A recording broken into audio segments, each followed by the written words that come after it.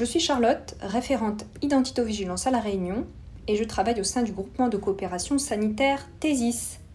Vous écoutez le second épisode de la formation en Identitovigilance. Aujourd'hui, on parle de la place et de l'évolution du numérique dans la santé.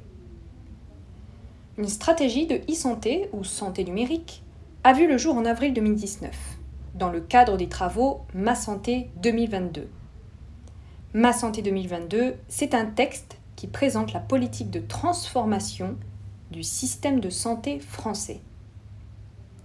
Le pilotage du volet numérique est assuré par Dominique Pont et Laura Letourneau, qui sont respectivement responsables et délégués ministériels de la délégation du numérique en santé ou DNS.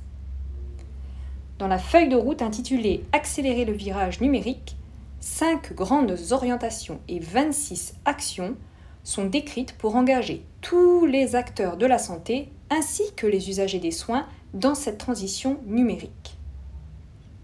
La gestion des identités fait partie de l'orientation intensifier la sécurité et l'interopérabilité des systèmes d'information en santé. Alors l'interopérabilité, là aussi, ça semble un mot compliqué, mais ça désigne tout simplement la capacité des outils informatiques à communiquer entre eux, parler le même langage en quelque sorte, toujours pour échanger et partager des informations de santé dans notre cas. Pour en savoir plus sur le contexte, je vous ai fait une sélection de liens qui figurent dans la barre de description de la vidéo. N'hésitez pas à aller les consulter. À La Réunion, le numérique dans la santé est aussi développé. Je vais vous présenter les principaux services proposés par les acteurs publics.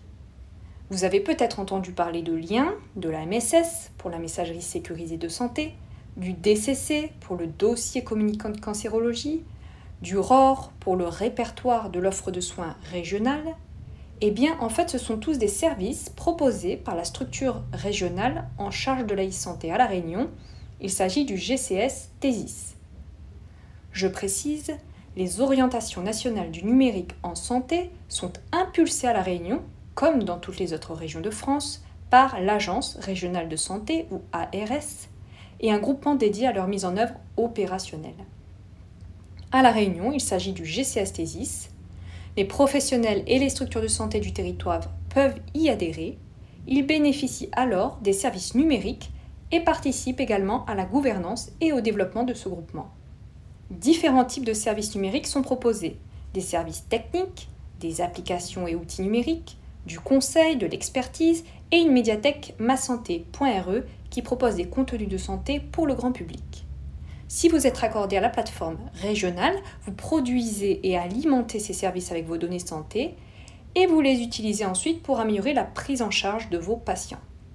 Comme toujours, je vous propose différents liens dans la barre de description pour aller plus loin. N'hésitez pas à les regarder. C'est tout pour aujourd'hui. J'espère vous avoir donné envie d'écouter le 3e épisode. Pour rappel, tous les épisodes de cette formation se trouvent sur la chaîne YouTube et sur le blog du GCS THESIS, dont vous trouverez les liens dans la description de la vidéo.